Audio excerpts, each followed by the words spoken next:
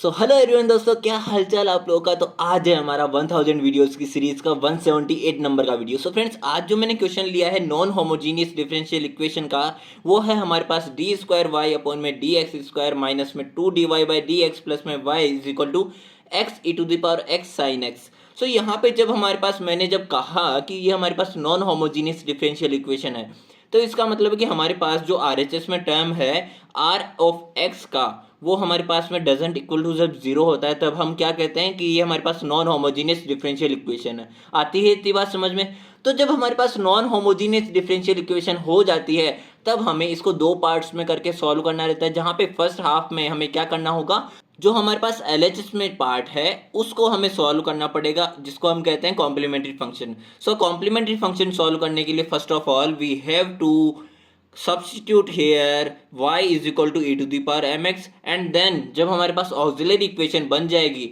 तो auxiliary equation से हमें इसके रूट्स फाइंड आउट करने पड़ेंगे। तो देखो, हमारे पास जब कॉम्प्लीमेंट्री फंक्शन सॉल्व करना है तब हमें क्या करना पड़ेगा कि y is equal to e to the power mx substitute करना है। बट जब आप हमारे पास डिफरेंशियल इक्वेशन जो गिवन है उसमें देखेंगे तो केवल y is equal to e to the power mx substitute करना ही इनफ नहीं होगा। यहाँ पे y का with respect to x one time and to time differentiation भी आपको रखना पड़ेगा। तो जब मैंने वन टाइम डिफरेंशिएशन किया तो मेरे पास आ गया m e to the power mx, and जब टू टाइम किया तो मेरे पास आ गया m square E to the power mx। ठीक है, तो यहाँ से इन वैल्यूज को जब मैंने सब्सटीट्यूट किया हमारी डिफरेंशियल इक्वेशन में तो मेरे पास आ गया m square E to the power mx minus 2m E to the power mx plus में E to the power mx is equal to zero. यहाँ से अगर मैं E to the power mx को कॉमन लेके आरएचएस में भेज देता हूँ तो वो हो जाएगी जीरो, एंड मेरे पास फाइनली जो ऑक्सिलरी इक्वेशन मिलेगी वो हो जाएगी m square minus 2m plus 1 is equal to zero. जहां से ये क्लियरली विजिबल है कि ये m माइनस 1 का होल स्क्वायर है, जिसको आप जब ओपन करेंगे तो मेरे पास क्या आएगा m स्क्वायर प्लस 1 माइनस में 2m। ठीक है, अब जब m माइनस 1 को आप इक्वेट करेंगे जीरो के तो मेरे पास m is equal to 1 and 1, ये टू टाइम्स मेरे को मिलेगा रूट जो कि रियल है एंड मल्टीपल रूट्स है। ठीक है, अब जब मेरे पास रियल एंड मल्टीपल रूट्स होते हैं तो उस कंडीशन में हम किस तरह से CF लिखते हैं वो देखिए यहाँ पे टू टाइम है तो मैं क्या कहूँगा C1 plus x C to. मान के चलिए अगर ये थ्री टाइम होता तो मैं कहता C1 plus x C two plus में एक्स स्क्वायर C3। ठीक है, तो यहाँ पे टू टाइम है तो मैंने C1 plus x C two लिखा, and E to the power जो x है इसका कोफिशिएंट क्या होता है, जो हमारा रूट आया है, तो यहाँ पे x का कोफिशिएंट 1 होगा तो ई टू दी पावर x हो गया। सो ये मेरे पास फाइनली आ गया है कॉम्प्लीमेंट्री फंक्शन, जहाँ पे C1 एंड C2 मेरे पास क्या है, arbitrary constants.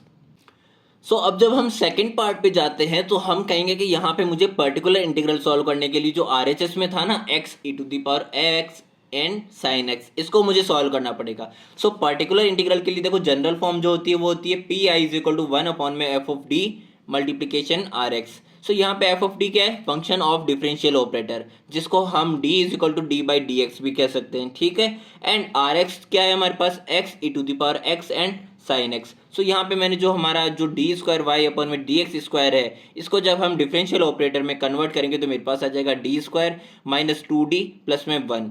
Okay, and are x वाली वैल्यूज को मैंने एज इट इज रख दिया है।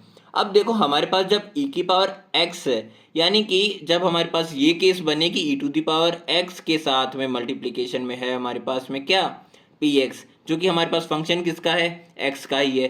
ठीक है, तो यहाँ पे e to the power ax यानी कि a का क्या है, x का कोफिशिएंट क्या है, 1 है। ठीक है, तो हमारे पास जब ये कंडीशन बनती है तब हमें क्या करना पड़ता है कि हमें फर्स्ट ऑफ ऑल जब e to the power ax को ऑपरेट करेंगे तो हमारे पास f ऑफ d जहाँ पे है वहाँ पे फंक्शन ऑफ डिफरेंशियल ऑपरेटर में जहाँ जहाँ d है वहाँ पे हमें d प्लस a को सब्सटीट्यूट कर देना है। ठीक है, d प्लस a को रिप्लेस जब हम कर देंगे तब हमारे पास e to the power ax को हम इस साइड लिख देंगे एंड p को ऑपरेट करेंगे। ओके, अब देखिए यहाँ पे मैंने क्या किया है कि हमारे पास e to the power x and x sine x, तो यहाँ पे e to the power x के मल्टीप्लिकेशन में px है। Okay, and D square minus 2d plus 1 जो हम लास्ट पेज पे ऑलरेडी सॉल्व कर चुके हैं, जो क्या था d माइनस 1 का होल स्क्वायर था।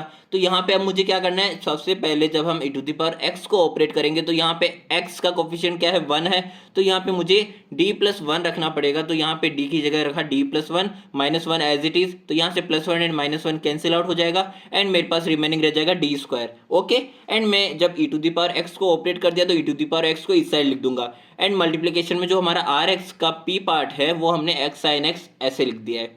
ओके, अब देखिए ये वाला जो फॉर्मूला है ये आप रट लीजिए कि हमारे पास जब 1 अपॉन में डी एफ ऑफ एक्स होता है तब हम एफ ऑफ एक्स का इंटीग्रेशन कर देते हैं विद रेस्पेक्ट टू एक्स। ठीक है, अब यहाँ पे डी स्क्वायर है तो हमें क्या करना पड़ेगा कि एक्स साइन एक्स है, इसका 2 टाइम इंटीग्रेशन करना पड़ेगा। ओके, तो यहाँ पे फर्स्ट टाइम जब मैं करूंगा इंटीग्रेट, तो यहाँ पे एक्स साइन एक्स है, यानी कि एक्स है हमारे पास algebraic term and sine X क्या है, ट्रिग्नोमेट्रिक पार्ट है। तो यहाँ पे हम इसको इंटीग्रेट करने के लिए आई लेट का यूज में लेंगे, जहाँ पे हमारे पास आई लेट क्या होता है, inverse, logarithmic, algebraic, trigonometric and exponential. So इसी ऑर्डर में हमारे पास में अवेलेबल जो है, इनको मैंने फर्स्ट एंड सेकंड नाम दे दिया है, जो कि फर्स्ट क्या है एल्जेब्रिक एंड सेकंड क्या है ट्रिग्नोमेट्रिक। तो यहाँ पे जब हम आइलेट को करते हैं प्रोसीड, तो मैं किस तरह से करता हूँ कि फर्स्ट को हमें एज इट इज रख देना है एंड सेकंड का इंटीग्रेशन कर देना है। अब यहाँ पे सेकंड का इंटीग्रेशन किया तो अगेन हमें सेकंड एक्सप्रेशन में अगेन सेकंड का ही इंटीग्रेशन करना है एंड जिसको हमने छोड़ा था उसका हमें डिफरेंशिएशन कर देना है, और इन दोनों का जो आउटकम आएगा ना उसका अगेन हमें इंटीग्रेशन कर देना है। देखो क्या बोला मैंने, यहाँ पे एक्स को हमें छोड़ना है, सेकंड का इंटीग्रेशन करना है, माइनस फर्स्ट जिसको छोड़ा था उसका डिफरेंशिएशन करना है, सेकंड का इंटीग्रेशन कर देना है जिसका फर्स्ट पार्ट में भी आपने किया था, एंड इसका जो आउटकम आएगा उसका अगेन हमें क्या करना है, इंटीग्रेशन करना है। ठीक है, आती है इतनी बात समझ में। And E to the power X upon में डी हम बाहर ही रखेंगे। सो यहाँ पे E to the power X upon में D multiplication X sine X, जो लास्ट पेज वाला लास्ट लाइन था वो मैंने वापस लिख दिया है। अब देखिए यहाँ पे जब आप साइन एक्स का इंटीग्रेशन करेंगे तो माइनस का कॉस एक्स आ जाएगा, एंड अगेन यहाँ पे जब इंटीग्रेशन माइनस कॉस एक्स आया था तो यहाँ पे भी माइनस का साइन तो आएगा ही आएगा, एंड कॉस एक्स का जब आप इंटीग्रेशन करेंगे तो मेरे पास साइन एक्स आ जाएगा, एंड यहाँ पे तो हमारे पास 1 बन रहा था तो इनके मल्टीप्लिकेशन के बाद में हमारे पास कॉस एक्स ही आएगा ना टर्म, तो मेरे पास में कॉस एक्स का क्या आ जाएगा, साइन एक्स। सो यहाँ से माइनस माइनस हो जाएगा प्लस, एंड हमारे पास आ जाएगा माइनस का एक्स कॉस एक्स प्लस में साइन एक्स। अब यहाँ पे बाहर क्या बैठा है, 1 अपॉन में डी बैठा है, तो यहाँ पे मुझे क्या करना पड़ेगा, अगेन इंटीग्रेशन करना पड़ेगा। देखो मैंने जो इंटीग्रेशन किया वो मैंने फास्ट इसलिए बताया कि ये चीज़ें आपको खुद से भी सॉल्व करके देखनी है, ऐसे पूरी पूरी चीटिंग नहीं करनी है यहाँ से। ठीक है, तो आप अपने बिहाफ पे भी सॉल्व करके देखिए, एंड जहाँ पे आपको मिस्टेक आती है वहाँ पे आप यहाँ से हेल्प लीजिए। ओके, तो यहाँ पे अगेन जब हम इंटीग्रेशन करेंगे तो मैं एक्स कॉस एक्स का इंटीग्रेशन करूंगा एक्स के रेस्पेक्ट में, एंड साइन एक्स का करूंगा एक्स के रेस्पेक्ट में। तो देखो साइन एक्स का तो मैंने लिख दिया डायरेक्ट माइनस का कॉस एक्स, एंड माइनस का एक्स कॉस एक्स का मैंने यहाँ पे लिख दिया है, जो आप खुद का निकाल के वापस से यहाँ से मैच करिएगा। ठीक है, आपका भी आ रहा है कि नहीं आ रहा। सो यहाँ से मेरे पास आफ्टर फाइनल इंटीग्रेशन जो टर्म बनेगा वो बनेगा minus of e to the power x x sine x plus में 2 cos x। ठीक है, जो कि मेरे पास फाइनल टर्म बनेगा वो होगा मेरे पास पर्टिकुलर इंटीग्रल की वैल्यू। अब जब हमारे पास सेकंड हाफ की वैल्यू भी कैलकुलेट हो चुकी है तो हमारे पास फिनाले में क्या होगा कि हमने जो कॉम्प्लीमेंट्री फंक्शन एंड जो पर्टिकुलर इंटीग्रल की वैल्यू कैलकुलेट की है इन लास्ट 2 पेजेस से, इन दोनों को हमें सम करके लिखेंगे, तब मेरे पास में फाइनल सॉल्यूशन निकलेगा नॉन होमोजीनियस डिफरेंशियल इक्वेशन का। तो यहाँ से y is equal to C one plus x C two e to the power x, जो हमारा कॉम्प्लीमेंट्री फंक्शन था, एंड जो हमारा पर्टिकुलर इंटीग्रल आया वो मैंने यहाँ पे लिख दिया है। सो ये है हमारा आज का सॉल्यूशन। मिलते हैं हमारे नेक्स्ट वीडियो में। थैंक यू सो मच देखने के लिए, बाय बाय।